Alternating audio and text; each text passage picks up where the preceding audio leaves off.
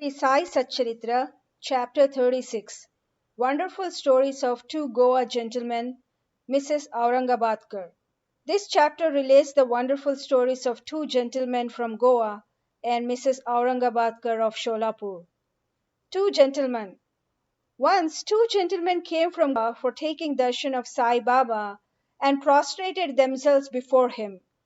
Though both came together, Baba asked only one of them to give 15 rupees as dakshina, which was paid willingly by him. The other man voluntarily offered 35 rupees. This sum was rejected by Baba to the astonishment of all. Shama, who was present, asked Baba, "What is this? Both came together. One's dakshina you accept, and the other, though voluntarily paid, you refuse. Why this distinction?" Baba replied, Shama, you know nothing. I take nothing from anybody. This Masjid Mai calls for the debt, the donor pays it and becomes free. Do I have home, property, or family to look after? I require nothing. I am ever free. Debt atoned for, there is not escape. Baba then continued in his characteristic way as follows. As first he was poor and took a vow to his God that he would pay his first month's salary if he got an appointment. He got one on 15 rupees per month. Then he steadily got promotion. From 15 rupees he got 30, 60, 100 rupees, 200 rupees, and ultimately 700 rupees per month. But in this prosperity he forgot to clean the vow he took. The force of his karma has driven him here, and I ask that amount, which is 15 rupees, from him as dakshina. Another story. While wandering by the seaside, I came to a huge mansion and sat on its veranda. The owner gave me a good reception and fed me well. He showed me a neat and clean place near a cupboard for sleeping. I slept there. While I was sound asleep, the man removed a laterite slab and broke the wall, entered in, and scissored off all the money from my pocket. When I woke up, I found that 30,000. I was greatly distressed and sat weeping and mourning. The money was in currency notes, and I thought that the Brahmin had stolen it. I lost all interest in food and drink and sat for a fortnight on the veranda bemoaning my loss. After the fortnight was over, a passing fakir saw me crying and made inquiries regarding the cause of my sorrow. I told him everything. He said, "If you act according to my bidding, you will recover your money. Go to fakir. I shall give his whereabouts. Surrender yourself to him. He will get back your money. In the meanwhile, give up your favorite food till you recover your money." I followed the fakir's advice and got my money. Then I left the Wada and went to the seashore. There was a steamer, but I could not get into it as it was crowded. There a good-natured peon interceded for me and I got in luckily. That brought me to another shore where I caught a train and came to the Masjid Mai. The story finished and Baba asked Shama to take the guests and arrange for their feeding. He came home and fed them.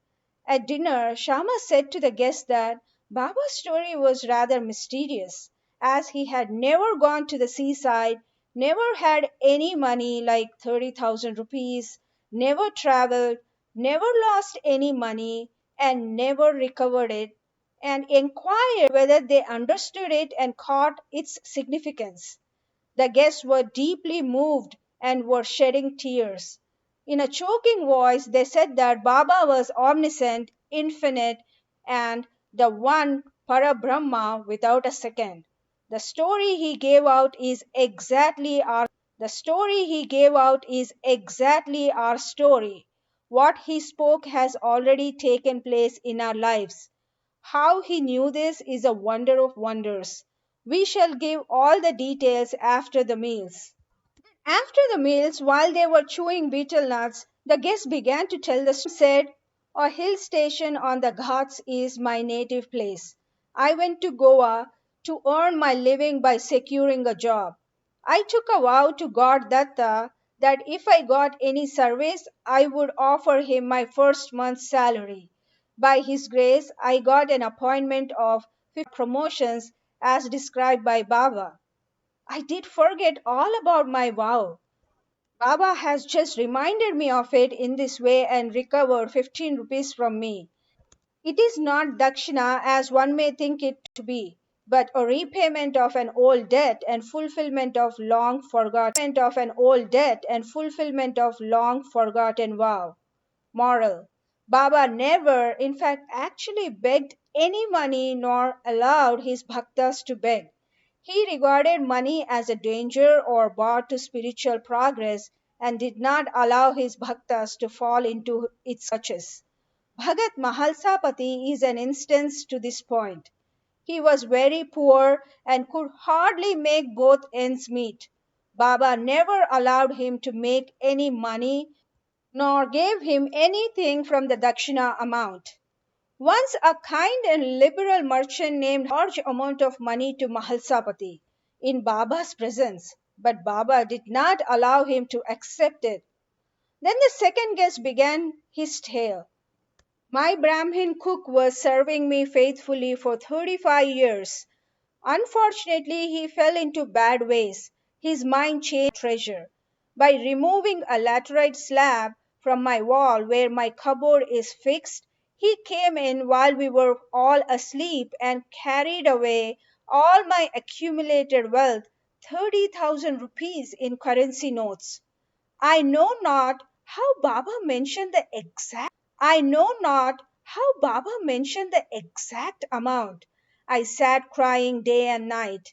My enquiries came to nothing. I spent a fortnight in great anxiety. As I sat on the veranda, sad and dejected, a passing fakir noted my condition and inquired of its cause, and I told him all about it.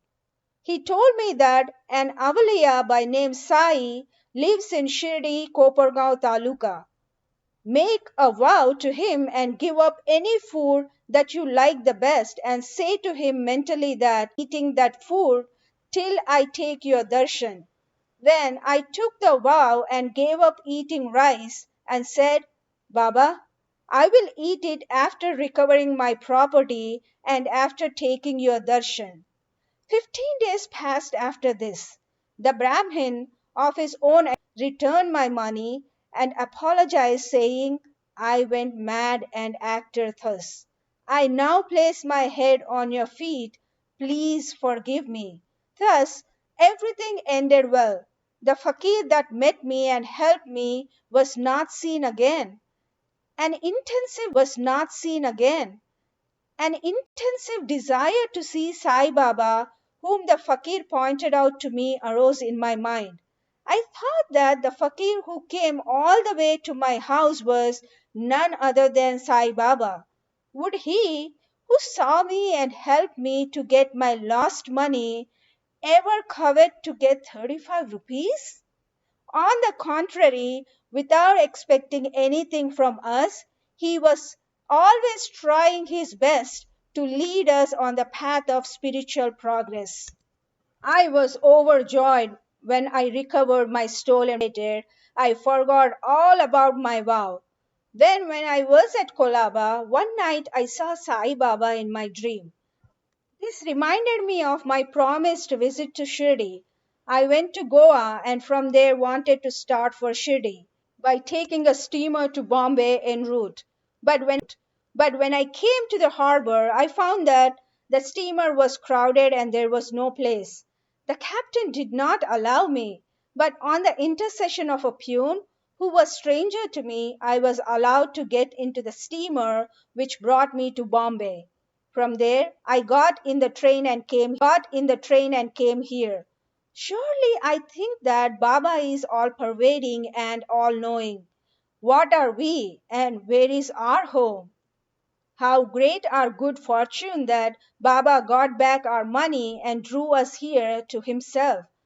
You Shirdi folks must be infinitely superior and more fortunate than we. Baba has played, laughed, talked, and lived with you for so many years.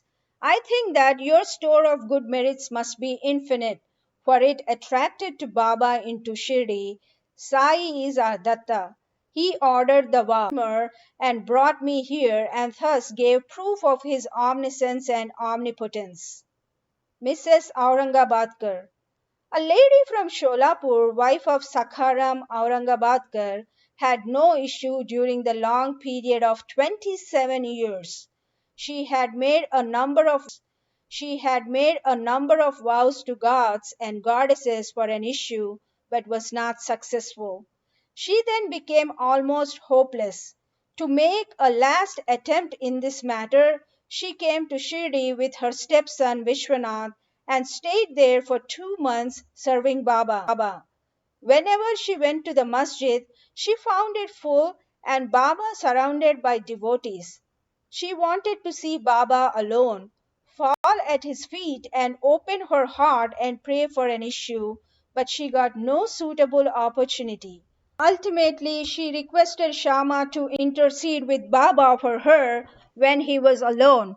Shama said to her that Baba's darbar was open, still he would try for her and that the Lord might bless her.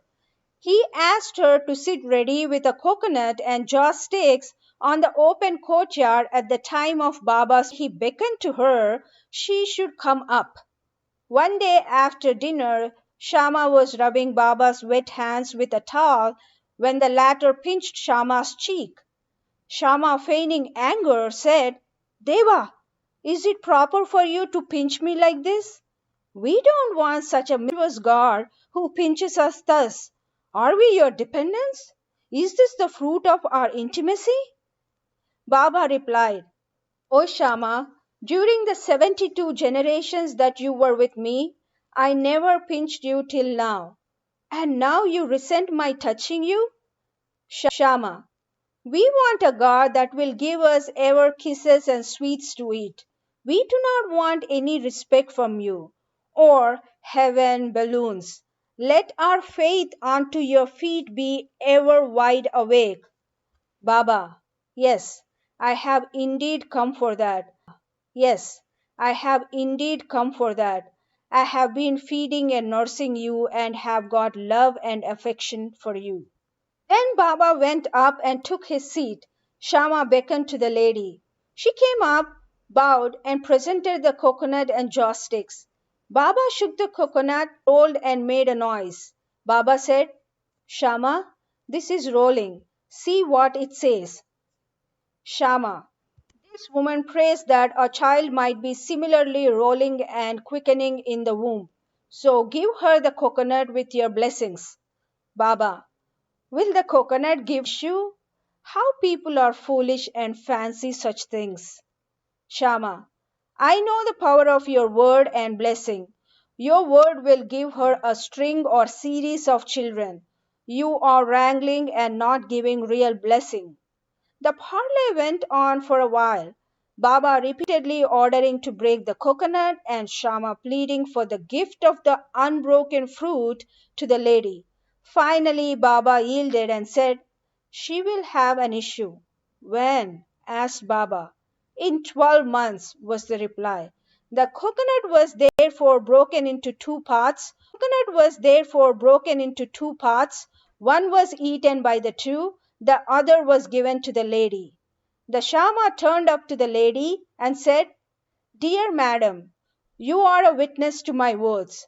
If within 12 months you do not get any issue, I will break a head and drive him out of this masjid. If I fail in this, I will not call myself Madhav.